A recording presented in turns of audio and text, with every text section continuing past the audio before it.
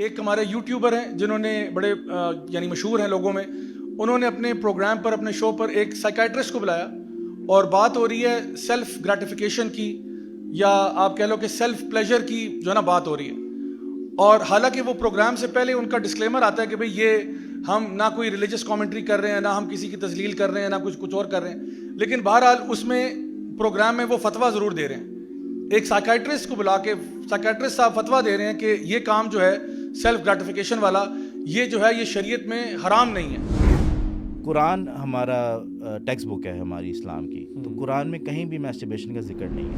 تو انہوں نے کہا کہ جی قرآن مجید میں کچھ نہیں ہے، احادیث مبارکہ میں کچھ نہیں ہے. سب سے پہلی بات، یہ جو آیت ہے یہ جو ابھی ہم لوگوں نے تلاوت کی ہے، اس کے بارے میں امام الشافعی رحمہ اللہ فرماتے ہیں کہ یہ آیت دلیل ہے کہ یہ جو سیلف گریٹیفیکیشن والا کام ہے یہ بھی اجازت نہیں ہے اس کی. ریزن بھی کہ اللہ تعالیٰ نے کہا کہ صرف اپنے جو حلال ریلیشن شپس ہیں، اپنی ازواج کے ساتھ تعلق ہے، اس کے علاوہ بالکل ٹرانسگریس نہیں کرتے، اور جو ان کے علاوہ ڈھونڈتا ہے اللہ تعالیٰ فرما رہے ہیں وہ ٹرانسگریسرز ہیں. تو امام الشافعی نے تو اس کو دلیل بنایا، پہلی بات. دوسری بات یہ صحیح بخاری کی حدیث ہے جہاں پر نبی کریم صلی اللہ علیہ وسلم نے یہ بات ارشاد فرمائی، نوجوانوں کو یہ کہا کہ اے نوجوانوں، تم میں سے جو شادی کر سکتا ہے وہ کرے.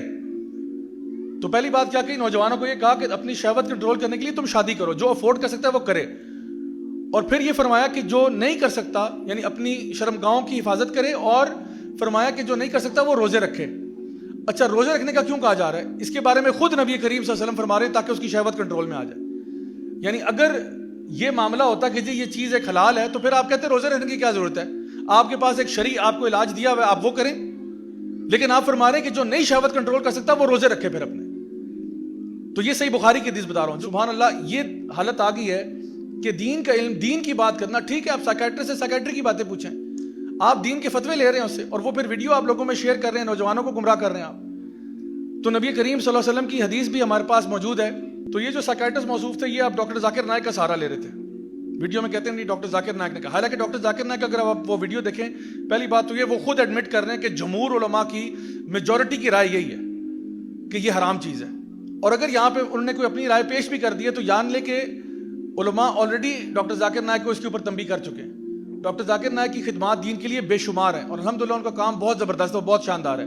جتنا کام انہوں نے دین کی خیر کے لیے کیا ہے، لوگوں کو دعوت دین کے لیے دیا. لیکن اس پوائنٹ پر تمام علماء متفق تھے کہ ڈاکٹر صاحب سے غلطی ہوئی، غلطی ہر انسان سے ہوتی ہے، اور بڑے بڑے علماء سے بھی غلطی ہو جاتی ہے. تو اس لیے اس بات میں ان کو لے لینا، باقی ساروں کی رائے کو اگنور کر دینا، یہ آپ کی خیانت ہے. کہ جہاں پہ تمام علماء کی رائے آپ کے سامنے موجود ہے اور ایک ہی آپ رائے اٹھا کے یہ کہیں کہ نہیں جی وہاں پہ دیکھیں نا تو یہ انہوں نے یہ کہہ دیا. والذين هم لفروجهم حافظون إلا على أزواجهم أو ما ملكت أيمانهم فإنهم غير ملومين فمن ابتغى وراء ذلك فأولئك هم العادون. اس کے علاوہ میں آپ کو بتاؤں کہ بی بی سی کی ایک ڈاکومنٹری تھی جہاں پہ ایک شخص تھا جو کہ پورن ایڈکٹ تھا، اور وہ اس ایڈکشن کی وجہ سے اس کی فیملی چلی گئی، اس کی مینٹل ہیلتھ کو جو نا افیکٹ ہوا، اس کی فزیکل ہیلتھ کو افیکٹ ہوا، وہ جاب سے نکال دیا گیا، اس کو ہزاروں قسم کے پرابلمز ہوئے. اور پھر وہ اینڈ میں جا کے جب اس کو تھوڑی ایج میں بڑا ہوا، اس کو ریئلائز ہو رہا ہے، تقریباً وہ 30 سال کا ہو چکا تھا، اب اس کو ریئلائز ہو رہا ہے کہ مجھ سے کتنا بڑا بلنڈر ہوا ہے.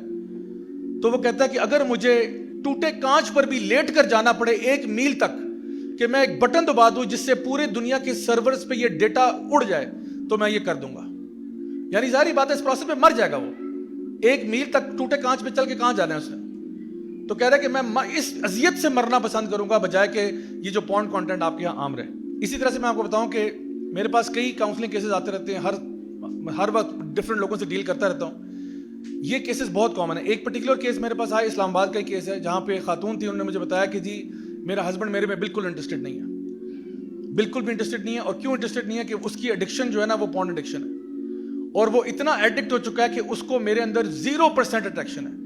کیونکہ اس پورے معاملے کا اثر یہ ہے کہ آپ سٹارٹ کرتے ہو بڑے ہلکے کانٹینٹ کے ساتھ، پھر آپ بڑھتے جاتے ہو، اتنا زیادہ آپ ٹرانسگریس کر جاتے ہو، اتنا زیادہ آپ ڈیویشن پہ چلے جاتے ہو کہ جو امیجز اور چیزیں آپ نے دیکھ لی ہوتی ہیں اب آپ کے لیے جو نارمل حلال ریلیشن شپ ہے وہ کوئی معنی نہیں رکھتا آپ کے لیے. آپ اس حد کی ایکسٹراویگنس پہ جا چکے ہو، اس حد کی یعنی ایکسٹریم پہ جا چکے ہو کہ پھر آپ کے لیے یہ عام ریلیشن شپ بالکل بھی کوئی معنی نہیں رکھتا. جیسے ایک ڈرگ ایڈکٹ ہوتا ہے نا، وہ شروع میں جو ہلکا نشہ کر رہا ہوتا ہے پھر آفٹر وائل اس کو بڑا نشہ چاہیے ہوتا ہے, پھر اور بڑا, چھوٹے سے فرق نہیں پڑتا اس کو. پھر تو بالکل بھی جو لوگ اس ایڈکشن میں پڑ جاتے ہیں, جن کو یہ لت لگ جاتی ہے, اس کا پھر کوئی اختتام نہیں ہے, پھر آپ کے جو نارمل ریلیشن شپ تھا وہ بھی برباد ہو گیا.